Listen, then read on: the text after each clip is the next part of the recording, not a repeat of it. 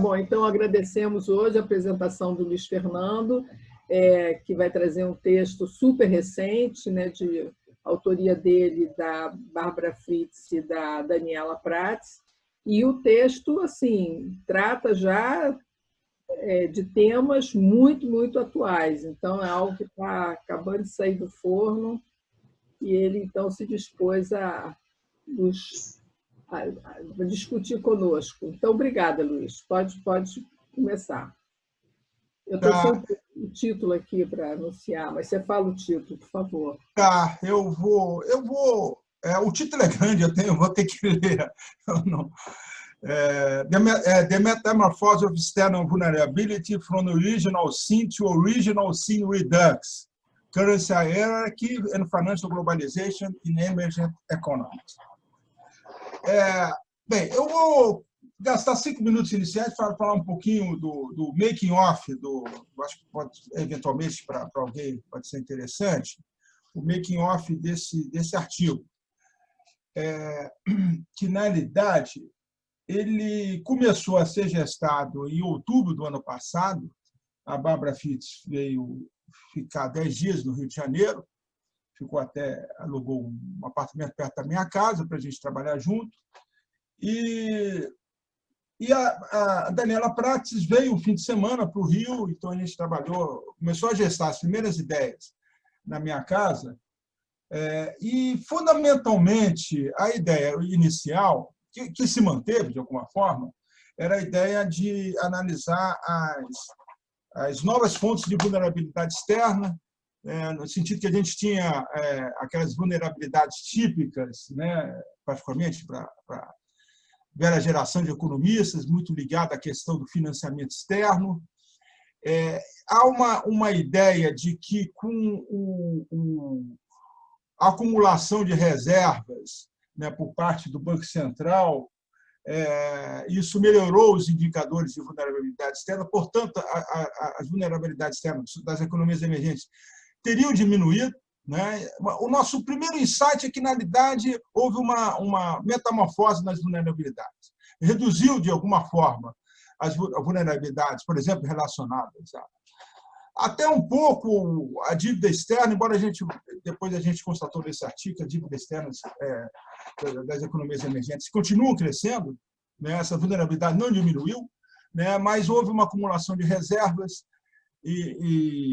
mas surgiram novas vulnerabilidades, né? Que eu vou tentar aqui mostrar para vocês, e essas vulnerabilidades estão particularmente associadas ao fato de que, embora, por exemplo, as dívidas soberanas elas têm crescente participação de emissão em moeda local, em moeda doméstica, o que é um fator bom, porque isso reduz o risco cambial, né, por parte dos governos, do emissor. Por outro lado, há uma crescente participação de não residentes, de investidores externos em mercados domésticos. Né? E isso gera uma vulnerabilidade que eu vou procurar mostrar no nosso artigo. Então, esse era o insight inicial do artigo. Eu fui para a Alemanha em janeiro, fevereiro, fiquei particularmente trabalhando intensamente um mês com a Bárbara. Voltei, né, final de fevereiro, enfim, entrou a pandemia. Né? O objetivo nosso já era mandar para esse número especial da Cambridge Journal.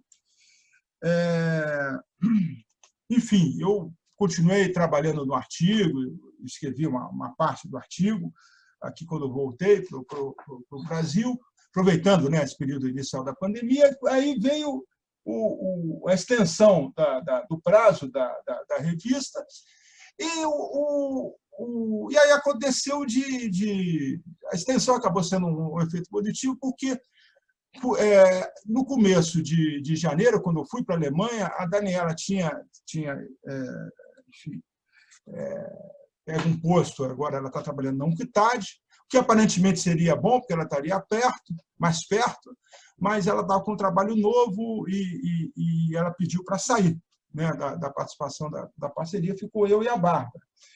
Bom, bem, isso houve adiamento. Em junho, a Dani entrou em contato com a gente, dizendo que estaria disposta a voltar. A gente, ótimo, volta. Retomamos o que a gente chama de trio ternura. Aí, o que aconteceu aí foi duas coisas que interessantes, de alguma forma, né? Uma primeira coisa, quando a gente, enfim, fomos rediscutir o paper, né, com a Daniela, embora já tivesse escrito uma boa parte do artigo,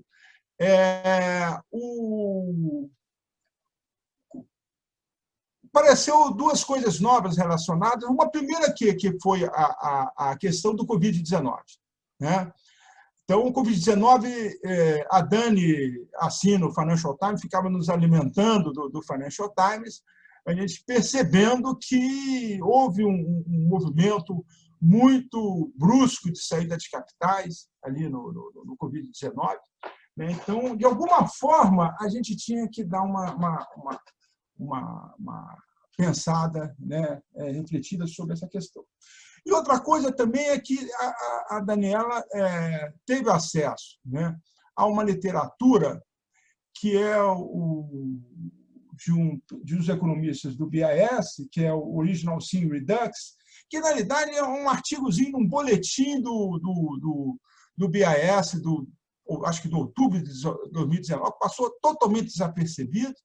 Né? E eles, depois, um dos autores, junto com outros dois autores, escreveu um artigo analisando que, de alguma forma, esse fenômeno do Original Sin Redux teria ocorrido, né, durante o Covid-19. Né? Então, depois a gente discutiu outras coisas, né?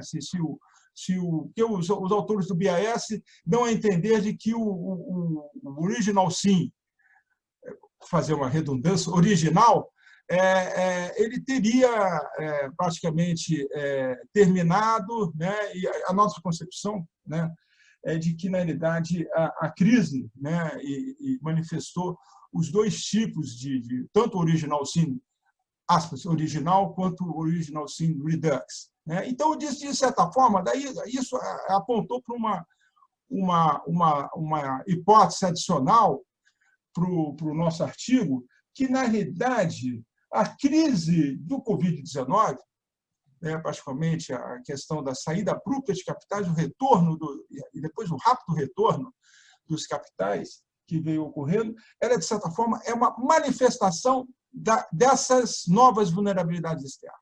Né? Esse é o ponto. Então, a gente conseguiu fechar um argumento, né, no sentido de que conseguimos integrar o Covid-19 dentro do nosso argumento.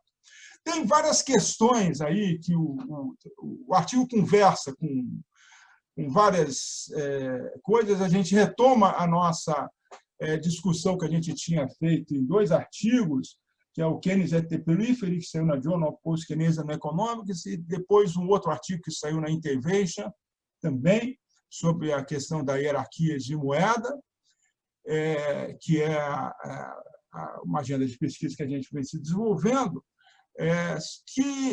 com a característica de que a nossa preocupação... O Luciano está cheio de bossa aí nas costas dele, né, Luciano? Colocando uma igreja, ele é cheio de história. Vai começar a fazer muita arte, né? Beleza. Mas onde é que eu estava? Perdi até o argumento. Fernanda, onde é que eu estava, Fernanda? Onde é que eu estava? Eu acho que você não estava prestando atenção. Falando dos dois artigos. A hierarquia de moedas que vocês retomaram. Sim. O ponto é o seguinte, a nossa agenda de hierarquia de moedas, ela tem existe uma ampla literatura sobre isso, né? Desde o Geography of Money, do Benjamin Cohen, mas assim toda essa literatura é muito em cima daquilo que o Ark Green chama de privilégio exorbitante, né, de ser emissor de moeda-chave, por caso dos Estados Unidos, e de como que os países, como o caso da China, ela poderia alcançar, né, a posição de emitir uma moeda-chave internacional. Pouca atenção é dada à problemática das economias que emitem moedas periféricas, né, e os problemas de redução de policy space que isso gera. Essa foi a preocupação dos nossos papers anteriores, né?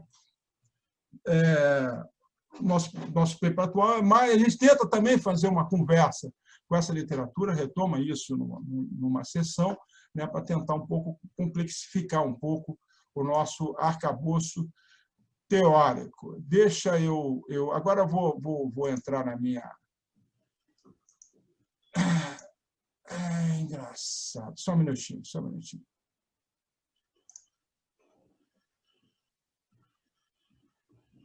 Eu acho que eu estou com muita janela aberta, está me dando problema já me aconteceu uma outra vez, de não estar aparecendo o... Quer que eu coloque aqui, Luiz? Não, já apareceu. É que eu deixei muita janela aberta, foi muita janela aberta, ele parece que ele sumiu, mas não sumiu. Na verdade, ele estava lá escondido. Estão vendo agora? Sim. Bem, deixa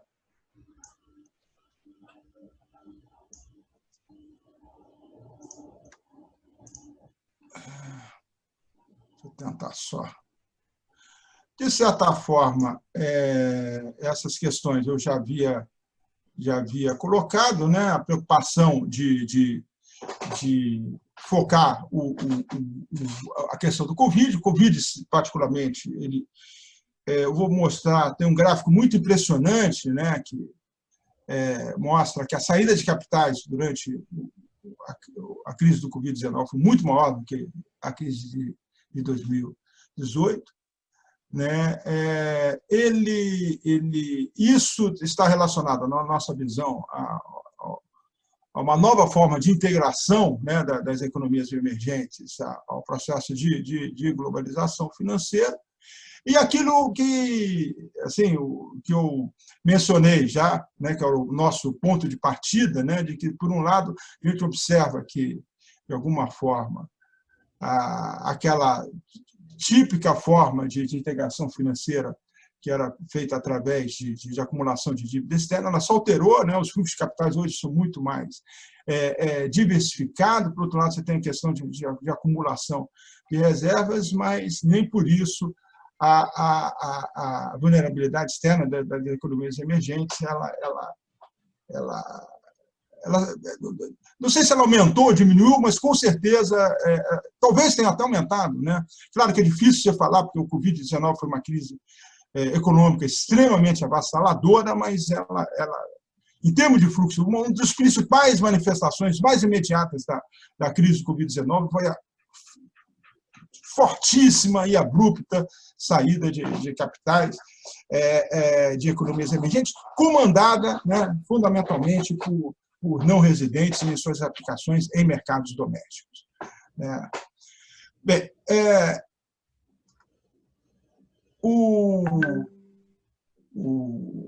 a hipótese, nossa hipótese é que a vulnerabilidade ela não diminuiu, mas ela mudou a sua natureza e os canais através do qual ela afeta as economias emergentes. Para a gente fazer a nossa análise, a gente vai dar um panorama geral sobre os fluxos de capitais internacionais, envolvendo economias emergentes dos anos 70 até o Covid-19. Então, e depois identificando relevantes mudanças na globalização financeira. Particularmente, a gente toma como um ponto de partida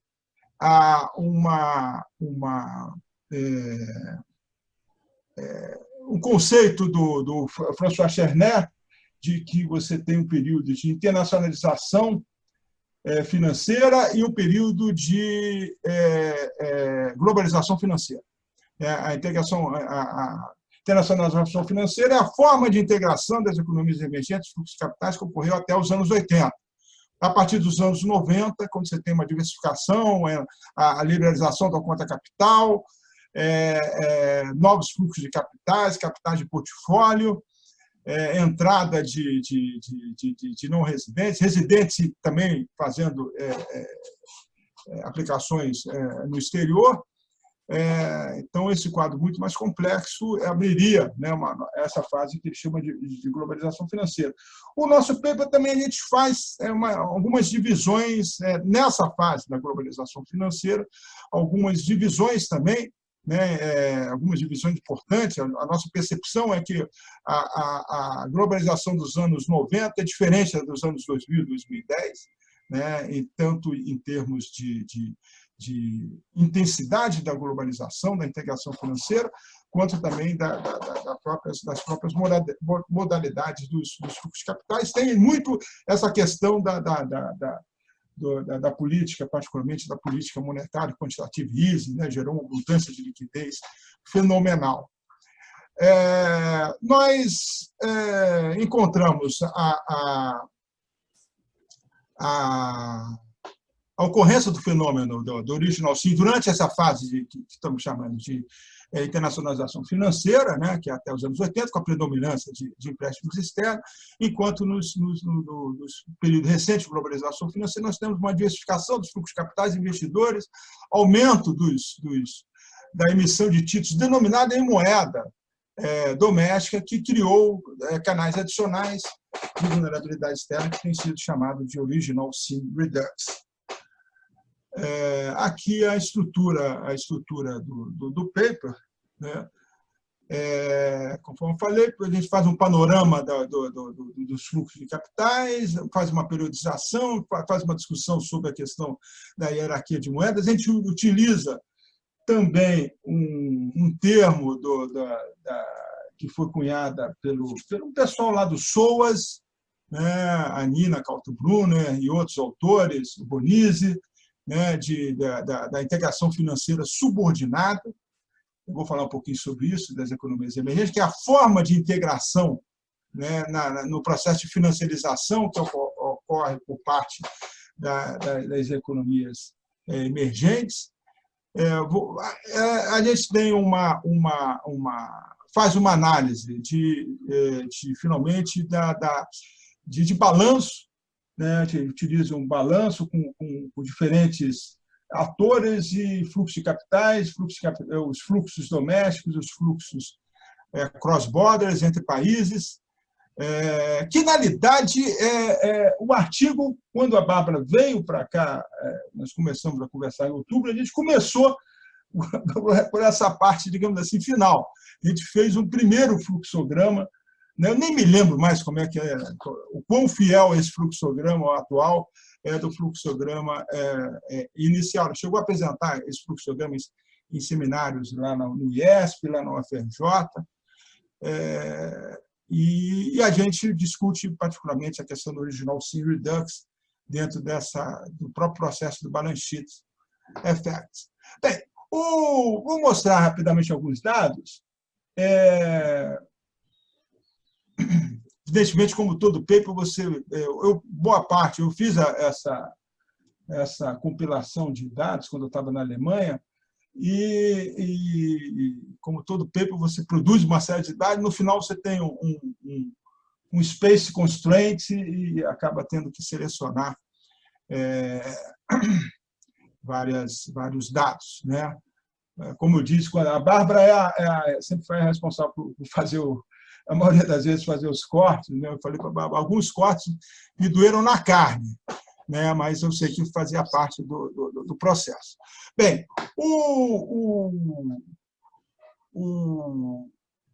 primeira coisa aqui é só para dar um panorama geral dos ativos externos das economias emergentes, desculpe, das economias emergentes e avançadas, né? E as obrigações, que elas são relativamente similares, mas você tem uma participação maior dos ativos externos em relação aos passivos. O ponto a destacar é que, na realidade, embora o volume, né, de fluxos, né, seja de ativos, seja de passivos, é muito maior nas economias avançadas do que nas economias emergentes, né, que é o azul, né, dos avançados. Você tem um aumento, né, particularmente aqui a partir você observa que a partir de meados dos anos 2000 há um aumento da participação das economias emergentes.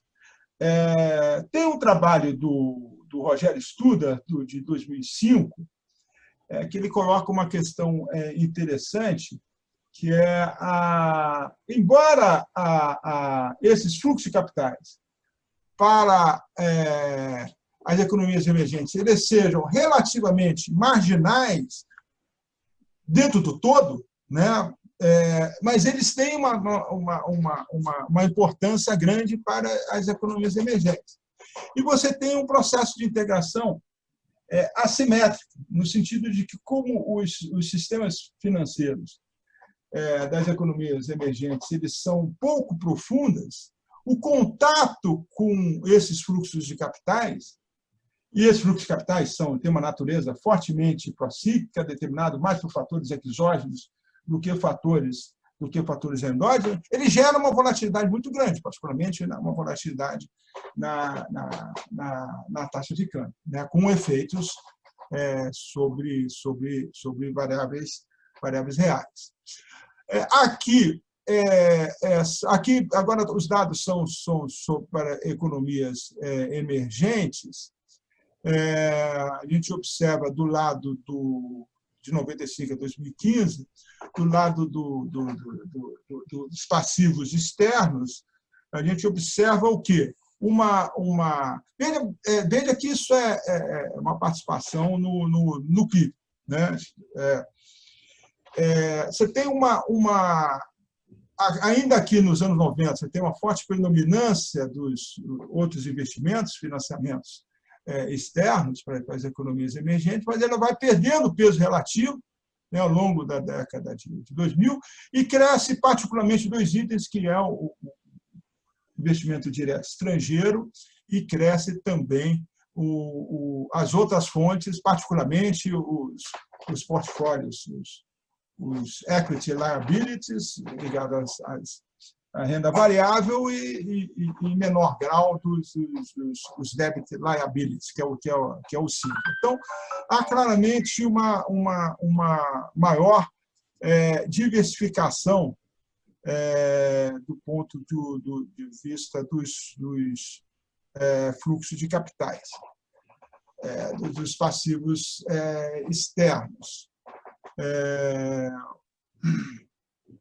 Aqui, quando a gente olha os ativos externos dos países emergentes, evidentemente tem o primeiro ponto aqui, tem uma participação crescente da acumulação de reservas internacionais. A gente sabe que desde a forma de reação à crise asiática, né, que colocou em colapso os sistemas de câmbio fixo e semifixo, várias economias emergentes, foi adotar um sistema de câmbio flutuante junto com um processo de acumulação de reservas, né, que foi particularmente agressivo em algumas economias emergentes, China, Brasil, e uma série de outras economias. Então, você tem uma participação grande, mas também aqui tem algumas mudanças interessantes, que é o fato de também cresce, por exemplo, esse laranja, que são os investimentos diretos de firmas residentes, economias emergentes no exterior.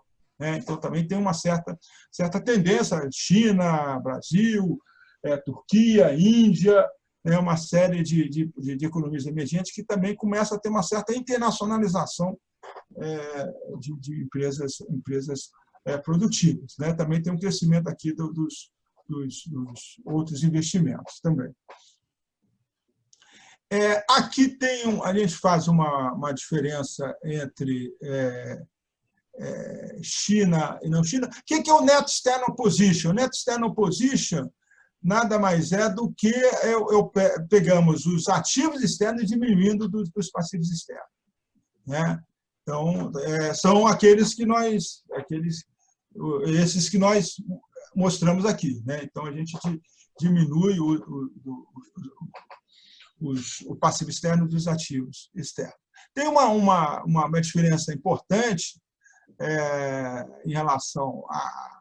A gente separou aqui a China das outras economias emergentes, tem uma participação, uma diferença importante, né, no sentido de que a China ela se torna, né, o saldo líquido dela, né, aqui o azul é o saldo entre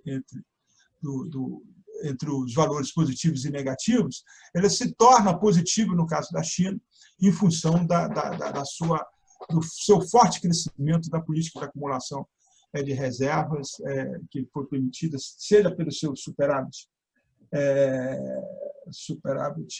comercial, seja pela forte entrada de investimentos diretos estrangeiros, que, como mostra esse laranja aqui, né? Ela tem uma forte entrada de investimentos diretos estrangeiros. Aqui não mostra um outro lado da China, né? Que é o seguinte: na verdade, isso aqui seria, se a gente pegasse da China, separasse os ativos e os passivos, também a gente ia ver uma diferença grande, porque, na realidade, a China também está internacionalizando, né, suas empresas produtivas. Então, isso aqui, na realidade, é o resultado do que entra de investimento direto estrangeiro na China e aquilo que sai, né? E no caso das outras economias emergentes, excluindo, né, aqui do lado esquerdo, a China, a gente verifica que também tem uma política de acumulação de reservas, mas é bem menos significativo. Você tem uma diversificação, né, grande, né, dos fluxos de capitais, conforme eu falei. Por exemplo, uma participação grande do portfólio equity, né, do investimento direto estrangeiro, né, tem uma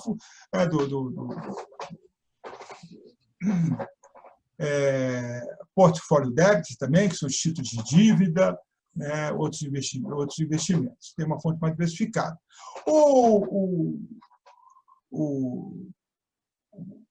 Meu orientando que está aqui assistindo, Pedro Lange, me chamou a atenção, né? Seria interessante explorar um pouco a diferença da China, né? Sem dúvida, né? Vale a pena explorar, mas a gente teve, de fato, um problema de space constraint, né, no paper. Conforme falei, teve uma série de gráficos que teve que serem excluídos e, por outro lado, assim, excluir a China, você está sujeito às mesmas críticas. Você não coloca a China. A China é uma economia emergente, embora ela seja a segunda economia mundial em termos de renda per capita, ela ainda é uma economia emergente. Se você tirar a China, fica um negócio complicado. Mas por que você não colocou a China, né? Então, é uma coisa... A gente tentou só fazer isso, de alguma forma, nesse gráfico, para tentar mostrar que você tem duas formas diferenciadas, né, de integração financeira internacional. Bem, uma questão também interessante, pegamos esse gráfico do trabalho do Akius, que é o seguinte: o aumento da participação de não residentes nos mercados de capitais domésticos. A gente verifica o quê? Um crescimento grande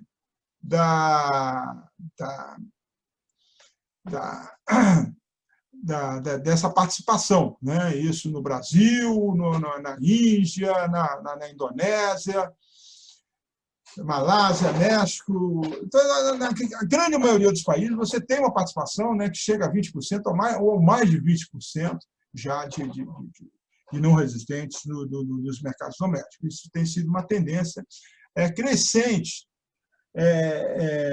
E, particularmente, ela tem uma participação muito importante do ponto de vista da aquisição de títulos públicos, públicos emitidos em moedas domésticas por esses países. No artigo, a gente até cita o outro trabalho do Akius, da participação de não residentes no mercado de dívida pública.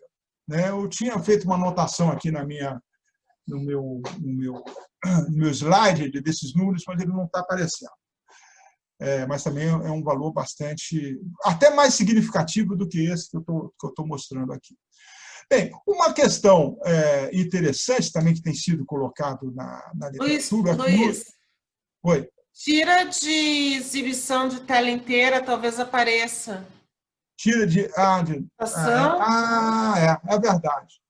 É verdade. É verdade. Acabei de... Bingo! Acabou de aparecer. Então, assim, então é mais de 25% da participação em mercado de dívida pública no Malásia, México, Peru, Filipinas, Rússia, África do Sul, Turquia, em 2002. Bem, esse gráfico, na realidade, essa tabela, também veio de um outro trabalho do Akius, tem uma literatura que o Akius tem um outro alemão que trabalha na UNCTAD, que é o Mayer, também, que tenta mostrar quais são os ganhos e perdas de capitais e os rendimentos derivados de ativos e passivos das economias emergentes em comparação com as economias avançadas. Esse AE aqui tinha que estar maiúsculo, das Advanced Economies, e EME economias emergentes. Na realidade, assim, qual é a intuição? A intuição é que, na realidade, os rendimentos e os ganhos e perdas das economias avançadas é maior do que das economias emergentes. Por quê? A intuição é simples. Tá? As economias avançadas, elas têm um retorno maior, né, daquilo que é ativo para eles, do que eles aplicam no exterior, do que são os seus passivos. Ou seja, os rendimentos que elas têm em aplicações em bolsa, nas economias emergentes, os retornos que elas têm dos empréstimos que elas fazem, os retornos que ela tem em termos de lucros e dividendos, né? Enquanto que nas economias emergentes você tem o inverso. Né? O que eles pagam em termos das suas obrigações, do seu passivo externo, é maior do que eles recebem. Vamos pensar de uma forma simples, né? Pensar que o ativo deles é constituído fundamentalmente, e de fato constituído fundamentalmente de reservas internacionais que rendem a taxa do Federal Funds. Né? Por outro lado, eles têm que remunerar do lado do seu passivo o quê? Tem que remunerar com juros elevados para atrair capital de portfólios, tem que remunerar com juros de dividendos, etc, etc. Então, tem assim, a ideia é o seguinte, né? Um pouco, isso já, de certa forma, estou pensando agora, né? Os economistas independentistas já tinham colocado de alguma forma, chamada dependência financeira. Mas você tem uma relação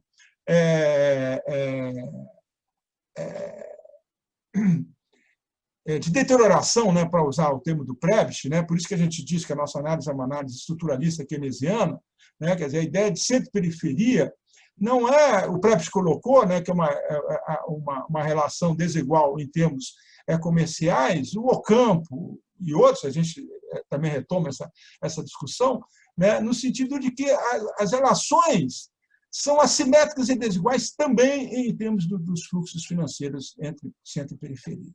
E quem ganha mais com isso é o centro e não a periferia. Tá? Então, um pouco, que eu não vou explorar essa tabela, né? Aqui essa última que o Luna aqui, o retorno total, aí é a soma, né, dos rendimentos e dos ganhos de capital. Os rendimentos são em termos de juros, né, lucros de dividendos, os ganhos de capital e perdas de capital são relacionados aos preços dos ativos e ao movimento da taxa de câmbio. Tá? Mas fica claro, né, que você tem aqui, por exemplo, a gente observa, né, tem diferentes períodos, né, os valores altamente positivos, das economias avançadas, o que não ocorre com as economias da mesma magnitude no caso das economias emergentes. Bem, agora, rapidamente, a periodização esse gráfico aqui é bastante elucidativo, né? No sentido de são as obrigações externas das economias emergentes, pegando de 70 a 94, esse aqui 95 a 2015. A gente observa aqui a dívida, a gente está somando portfólio debt e other investments. Tá? Porque valores, o portfólio debt era um valor tão pequeno nessa primeira fase que a gente somou, né? Ele ficava praticamente zero. Né? Então, o que a gente observa? A gente observa o quê? Que essa fase da internacionalização financeira, para usar o termo do Chesner, é uma fase claramente relacionada à dívida, a empréstimos externos. Tá? Enquanto que nessa outra fase, né, fortemente correlacionada, essas duas curvas, enquanto que nessa outra fase você tem uma diversificação muito maior dos fluxos de capitais, né, um aumento da participação dos investimentos diretos estrangeiros, outros investimentos, um crescimento do portfólio equity, de portfólio debt. Então, você tem uma diversificação muito maior. Tem uma outra discussão que a gente não faz no nosso paper, que, na realidade, o próprio investimento direto estrangeiro, que é visto como tijolos e argamassas, para usar o termo, ou seja, no sentido que eles são bem menos voláteis do que os outros fluxos de capitais, as evidências empíricas já mostram que eles estão se tornando muito mais voláteis no investimento direto estrangeiro. Em parte, isso se deve ao aumento dos empréstimos intrafirmas, né, que tem uma participação crescente, né, nos investimentos diretos estrangeiros. Bem, tem aqui eu vou pular aqui, a gente faz uma periodização, isso aqui não é importante nessa segunda fase, né? Você tem, conforme eu falei, nos anos 90 você tem ainda aqui nos anos 90 uma característica ainda de um peso ainda um predomínio dos outros investimentos e do investimento direto estrangeiro, e a partir dos anos 2000 você tem uma diversificação muito maior. E tem também outras coisas que aqui não está captando, né? Porque aqui a gente está olhando só o lado das obrigações, você tem do lado do ativo, conforme já foi dito, você tem também uma diversificação dos ativos, não só por conta da acumulação de reserva, mas como também de aumento de investimento direto feito em outros países, aumento dos outros investimentos, etc. Agora, o Covid-19,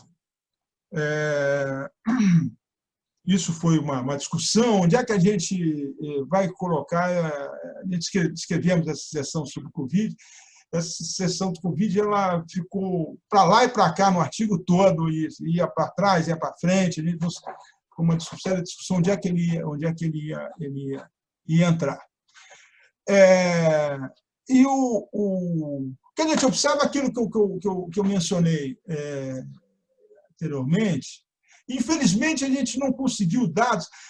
Na realidade, o problema de trabalhar com fluxo de capitais hoje está muito complicado, tá? Porque os dados do Fundo Monetário Internacional são dados ruins, e o órgão que tem os melhores dados é o IIF, que é privado, você tem que pagar para conseguir. Numa época, a gente ainda conseguia, né, os dados e, atualmente, a gente não está conseguindo. A Daniela está há pouco tempo na UNCTAD, a gente não conseguiu muito ter acesso a esses dados, né? Esperamos conseguir. Bem, o que a gente observa aqui, né, são os fluxos de capitais, saída de capitais, na realidade, né, durante a partir de 8 de setembro de 2008, 90 dias depois, e desde 21 de fevereiro de 2020, a saída a partir do Covid-19. O que a gente verifica é uma queda 3 vezes maiores, né, durante o Covid-19 do que na saída de capitais que ocorreu, que já tinha sido uma saída de capitais bastante aguda, né, durante a crise de 2008. Mas aí é que a gente não conseguiu pegar ainda, né, porque faltou o dado. É impressionante como os fluxos de capitais, ainda que de forma bastante desigual entre os países, ele a partir de final de abril, ele começa a retornar. Até por conta, em boa medida, por conta, a gente menciona isso no nosso artigo, por conta da política não convencional das economias emergentes, você passa a não ter muita opção, né, aos olhos dos global players, né, a não ser que você tenha algum ganho de voltar para as economias emergentes, até porque os preços dos ativos com a desvalorização cambial ficam bastante baratos, né? Aqui do lado direito, a forte desvalorização cambial, isso vai ser importante no argumento do Original Sin Redux, que eu vou falar à frente, né? Uma forte desvalorização cambial, né, das moedas das economias emergentes, embora depois alguns países você tem um movimento bastante diferenciado, né? Alguns países, como é o caso do Brasil, né? Que é esse, se eu não me engano, o Brasil, esse azul de cima aqui, né? Ele tem uma caída, mantém ainda uma desvalorização cambial. Outros países já tiveram um processo de valorização da sua taxa de câmbio. Bem, uma questão também interessante, né, que até a Daniela trouxe para a gente, né, é a presença do Benchmark Driven Funds, ou seja, são fundos de investimentos globais que se baseiam muito o seu comportamento, as suas decisões de alocação de portfólio com base no índice, né, ligado ao JP Morgan, né, tanto ligado ao mercado de ações quanto ao mercado de renda fixa, né? E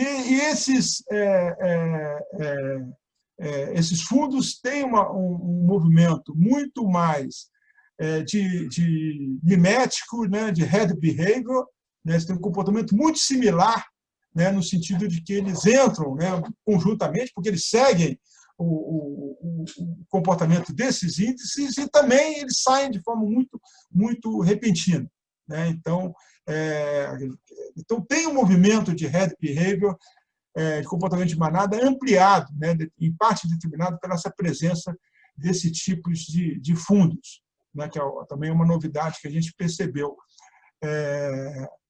Outro fator que nós já falamos é a presença de investidores estrangeiros nos mercados de capital local. Isso aumenta a transmissão aos choques financeiros internacionais nessas economias, né, porque eles afetam não só os preços dos ativos, né, porque aí você tem um movimento que eles vendem os preços dos ativos e saem, né, e nesse momento que eles vendem, você tem uma deflação dos preços dos ativos, ao mesmo tempo você gera um movimento de saída de capitais que leva a uma desvalorização cambial.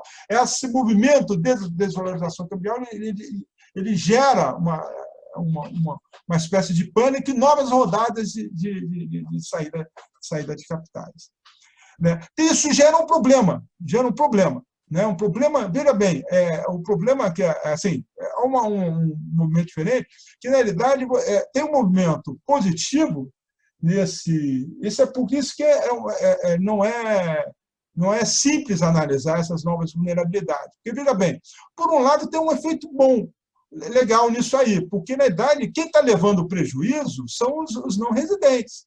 Antigamente, o que levava o prejuízo, né, era o país, né? Quer dizer, houve uma desvalorização cambial, quem tem obrigações, né, em moeda estrangeira vai se dar mal. Nesse caso, são os não residentes que saem e perdem, né, com a deflação dos ativos e a própria processo de desvalorização, cambial. Mas o que a gente verifica é que, na realidade, você tem o fato desse movimento, né, que é um movimento muito mimético por parte dos investidores estrangeiros, gerar uma forte desvalorização cambial, essa desvalorização cambial, e aí a gente identificou o seguinte: o original sim original, né, que está relacionado ao quê? Ao fato de que economias emergentes, por conta de default, de não ter uma moeda internacional, elas não emitem em moeda doméstica. Tá? O que o pessoal do Original Sin está dizendo, não, mas agora eles conseguem emitir. Tudo bem, é verdade, eles conseguem emitir, mas tem uma boa parte, a gente identificou, há um crescimento forte no ano 2000 também de dívida externa.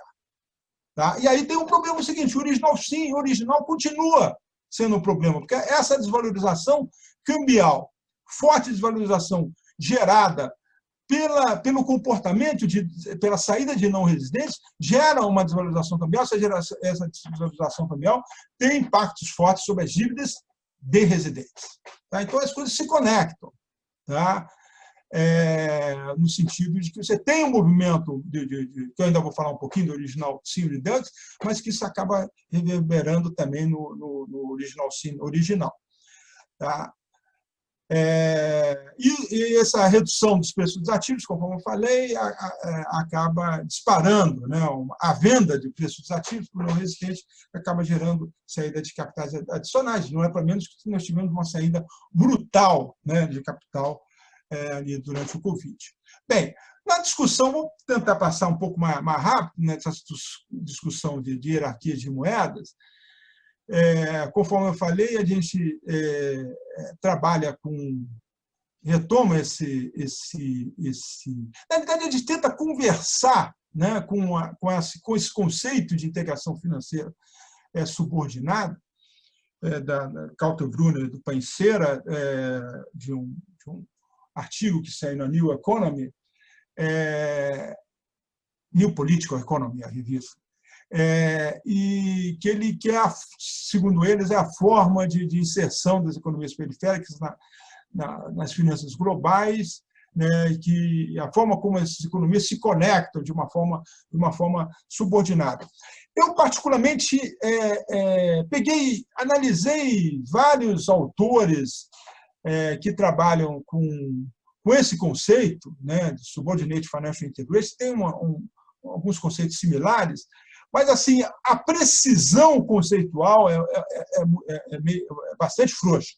A verificação, eu peguei vários textos desses autores e não consegui ver uma precisão conceitual mais forte. Mas a gente entende de que esse conceito ele conversa com a ideia de que você tem não só uma simetria monetária internacional ligada à problemática da hierarquia de moedas, mas como você também tem um problema de integração financeira, né, assimétrica ligada ao caráter marginal e instável da conexão com os fluxos de capitais internacionais. Aqui, só para quem... Eu coloquei esse gráfico aqui só para quem não tem familiaridade, né? Naturalmente, não são todos que trabalham com isso, sobre a questão da hierarquia de moedas, de forma muito simples, e particularmente no nosso trabalho, a gente diferencia as hierarquias de moedas pelo grau de liquidez, ou seja, as moedas que estão no topo da pirâmide têm um grau de liquidez muito maior do que as moedas que estão na base da pirâmide, que você tem que compensar essa diferença no grau de liquidez, dando um retorno um retorno maior. Esse é o insight da coisa. Então, tem várias outras coisas que explicam esse posicionamento na pirâmide. Tem questões ligadas a poder, a questão até militar, uma série de fatores aí que estão envolvidos, né? Então, temos aqui os Estados Unidos, a moeda top, daí temos as moedas, né? Até o Cohen tem uma terminologia que se chama Patrician Currencies, tem uns termos que ele usa para diferenciar essas moedas, né? A moeda top, as moedas não tão tops, né? E aqui você teria na base as economias, as moedas emergentes. Fundamentalmente, no artigo Keynes at the Periphery, a gente trabalha com essas duas equações, né? Fundamentalmente, a ideia é uma inspiração no capítulo 17 do Keynes, também a partir da leitura que o Cardin faz no Keynes, Mr. Keynes and Post-Keynesian, no seu livro de 1992, de você tem um atributo, né, dos ativos em termos do seu prêmio de liquidez e os seus retornos, né? Aqui, no caso, o L é o prêmio de liquidez, o A, no caso, a gente, no Keynes at the Periphery, trabalha com a questão da apreciação e depreciação da moeda, né? O Q é o rendimento dos títulos medidos em termos de taxa de juros, diferencial de taxa de juros, né? E o C, que é o carrying costs, o custo de carregamento, ele é determinado pela regulamentação da conta capital, né? De você ter mais... evidentemente, aos olhos do investidor, você tem uma redução da regulação, significa a permissão de maiores ganhos. Se você tiver uma regulação mais restrita, isso pode gerar ganhos menores, né? Então, aqui você tem, por um lado, as moedas do norte, que a gente está chamando moedas do norte, e as moedas do sul, que são as periféricas, né? Então, como o grau de liquidez das moedas do sul é menor do que o grau de liquidez da moeda do norte, essa diferença de prêmio de liquidez ela tem que ser compensada pelos retornos, de tal forma que A mais Q menos C do sul tem que ser maior do que a N mais QN menos CN, né? Então, isso que a gente desenvolve de forma muito, muito simples, a gente desenvolve na Keynes at the Periphery. O que a gente faz nesse paper, nessa sessão, na realidade, acrescentar, né, essa diversificação, né, dos fluxos de capitais, de tal forma que, por exemplo, a gente desdobra o A, que na fórmula original nossa, ele era apenas apreciação e depreciação cambial, a gente passa a considerar também a apreciação e depreciação do ativo financeiro, né? Que acaba... Por quê? Porque, conforme nós vimos lá nos fluxos de capitais anteriores, aumenta a participação do equity portfólio e do debit portfólio, né? Então, isso acaba sendo um componente importante, né? E também do ponto de vista, né, dos yields, né, dos retornos, os retornos não são determinados apenas pelas taxas de juros, como estava na forma original, mas também são determinados pelos retornos dos próprios títulos de renda fixa, né, do portfólio débito também. Então, a gente também desdobra o que em duas parcelas, tá?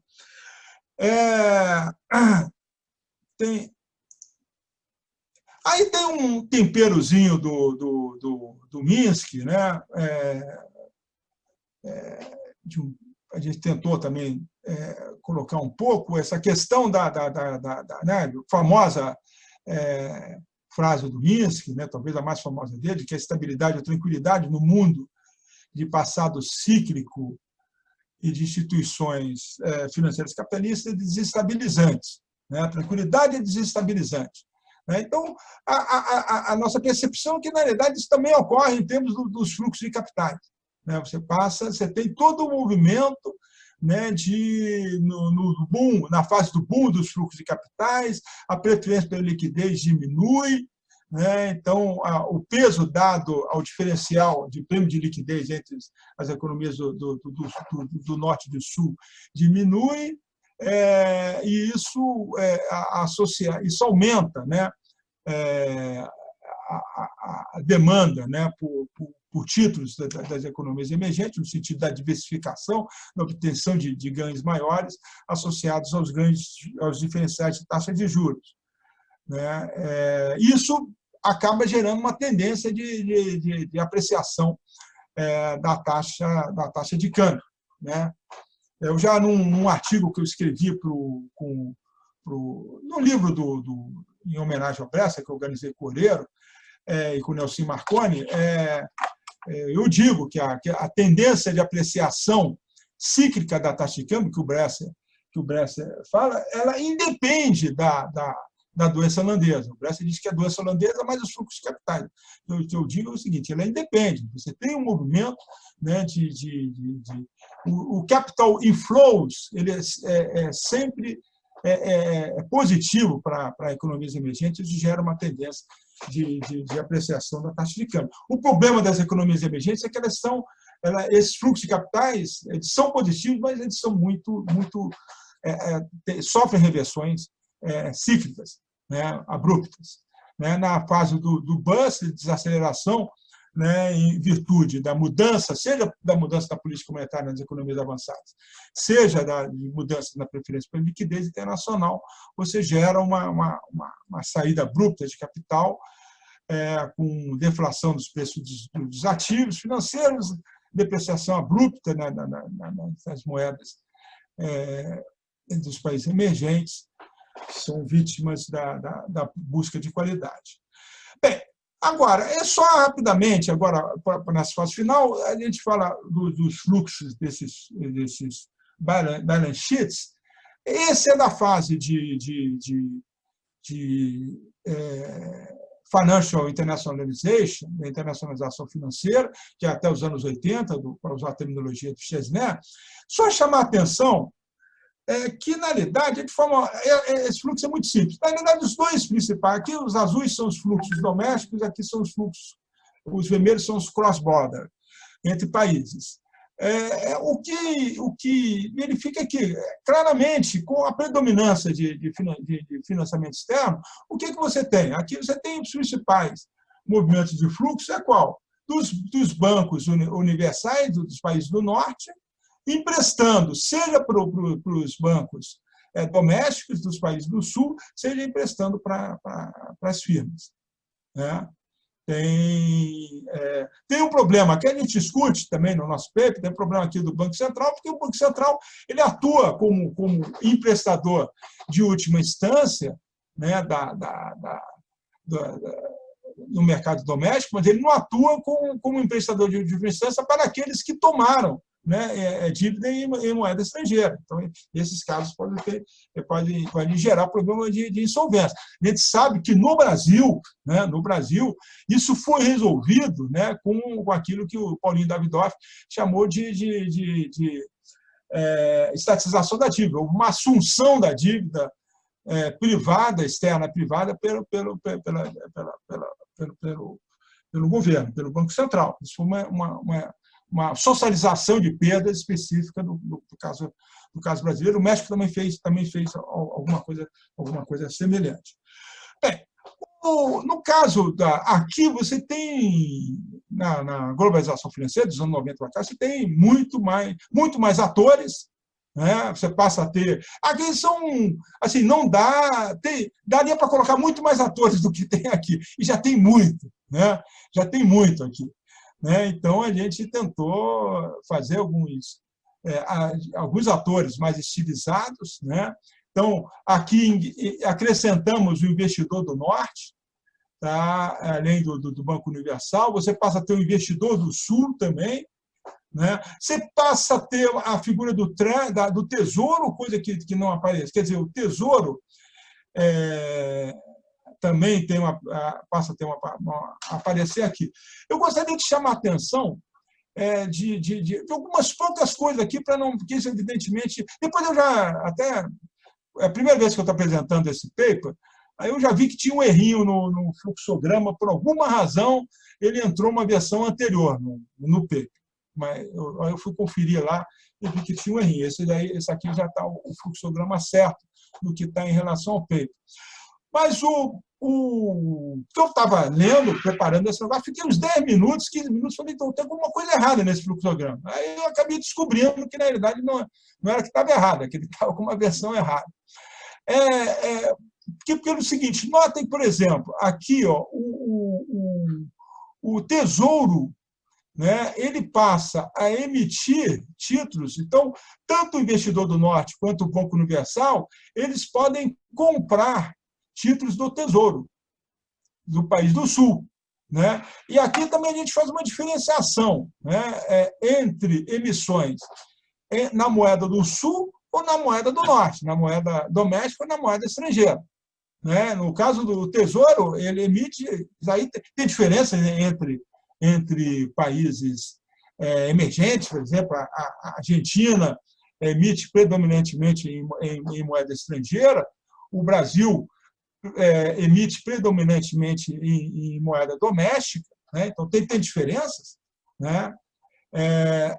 Mas aqui você tem...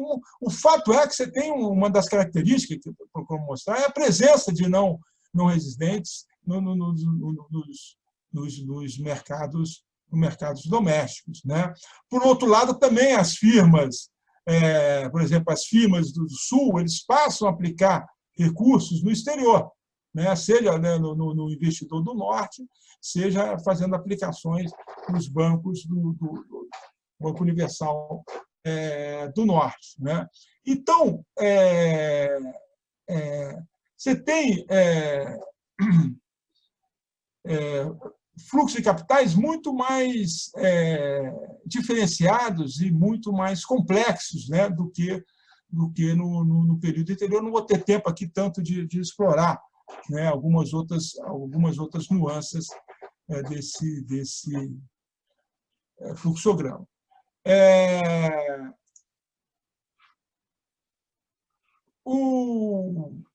Bem, para terminar, né, você tem, só para falar do original Sin Redux, né, então você tem um aumento dos investidores globais em aplicações em títulos em moeda local, moeda que parece, aparentemente, ser uma boa notícia, conforme eu falei, mas, por outro lado, no sentido de que você muda os efeitos, né, de balanço, né, da depreciação do câmbio dos tomadores do Sul para os credores do Norte, né? Então, isso, aparentemente, gera uma redução da vulnerabilidade externa. Particularmente, o Tesouro, né, ele passa que, quando ele emite em moeda doméstica, ele se isola dos efeitos de uma depreciação cambial, nesse caso, mas, entretanto, esse novo padrão, né, de obrigações das economias emergentes, que são retidos por investidores globais, ele cria novos mecanismos de transmissão de novas fontes de vulnerabilidade externa, que está relacionado ao que os autores do GIS chamam de Original Sin Redux, né? Que é o fato de que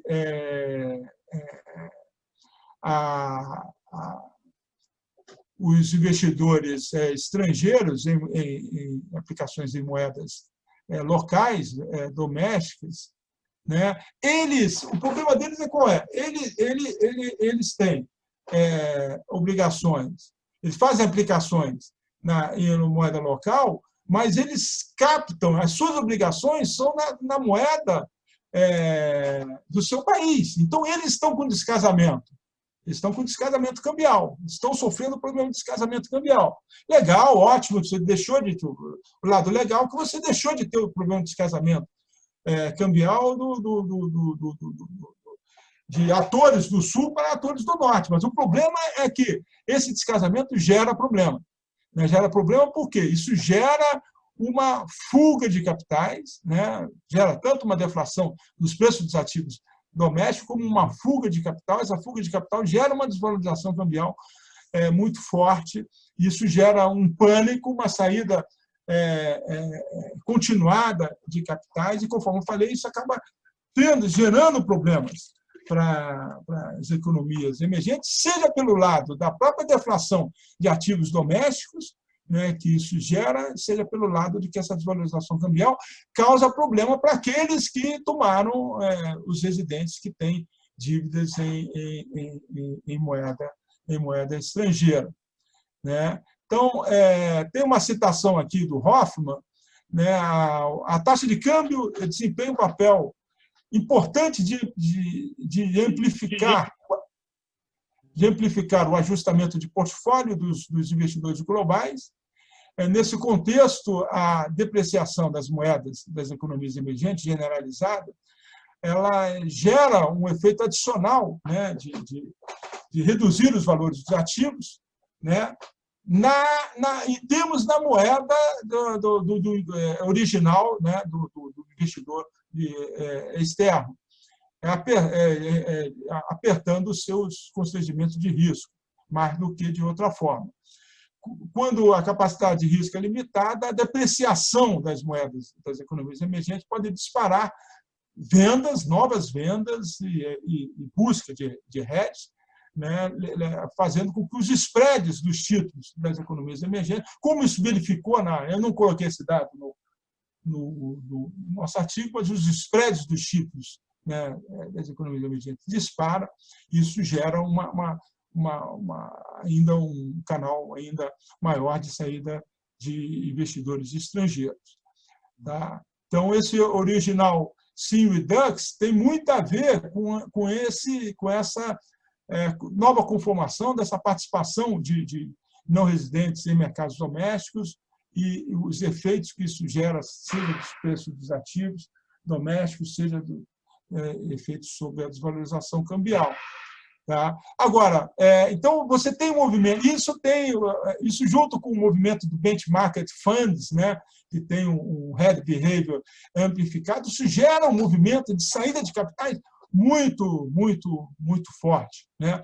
Mas, ao mesmo tempo, que se verifica que particularmente com as políticas não convencionais, esses fluxos de capitais que saíram muito fortemente, eles acabam retornando, buscando de novo os rendimentos. Né? Então, para concluir, você tem um novo padrão de vulnerabilidade criado, né, de uma forma, um nível de complexidade muito maior, que torna muito mais difícil avaliar quais são os ganhos e perdas, né, dos mercados globais em períodos de turbulência, né, como a gente está vivendo atualmente, onde as reações aos choques se tornam crescentemente bruscas, expondo os países emergentes a maiores volatilidade nos fluxos de capitais e a variações na taxa de câmbio. E, com isso, tendo efeitos bastante negativos sobre o crescimento econômico desses países. Uma outra questão que eu acho que merece, né, outras incursões, né, é que esses balanços, esses fluxos, programas que nós, com fatos estilizados, com diferentes atores, eles podem servir como um instrumento analítico, talvez interessante, para analisar essa distribuição das perdas e ganhos, né, entre os diferentes atores que resultam de transferência de riqueza, assim como os processos, os efeitos cumulativos, né, em período de turbulência global. É isso. Tá? Fico aqui para ouvir assim, os comentários de vocês. Obrigado.